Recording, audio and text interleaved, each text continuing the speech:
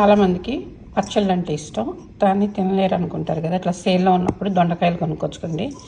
అన్నం కలిపినంత ఈజీగా పచ్చడి చూపిస్తాను ఈరోజు నేను. సాల్ట్, ఉప్పు, ఇది కాశ్మీరీ చిల్లీ పౌడర్ అండి. కలర్ బాగుంటుంది, కారం ఉండదు. ఇది కూడా బయట మనకి ఇండియన్ స్టోర్స్లో దొరుకుతుంది. ఈ ఉప్పు కారం అనేవి మీ క్వాంటిటీ బట్టి, మీ టేస్ట్ని బట్టి యాడ్ చేసుకోండి. మీ దగ్గర ఎన్ని పీసెస్ ఉన్నాయి అవి. ఇది ఆవాలు, మెంతి పొడి, కొంచెం డ్రై రోస్ట్ చేసి గ్రైండ్ చేసిన పొడి, lemon juice, lemon or lime. అలా 1 స్పూన్ ఆయిల్ వేసానండి. తిరిగి మాత్రం వేసేయండి. Cumin, urad dal and chana dal, mustards, red chilli, ఎండుమిరపకాయ, గార్లిక్. ఇది కొంచెం ఎక్కువ వేసుకోండి, బాగుంటుంది పచ్చడి. కొంచెం టర్మరిక్, ఆల్రెడీ అక్కడ కూడా వేసాను కదా. కరివేపాకు ఫ్రెష్ ఉంటే ఫ్రెష్ వేసుకోండి.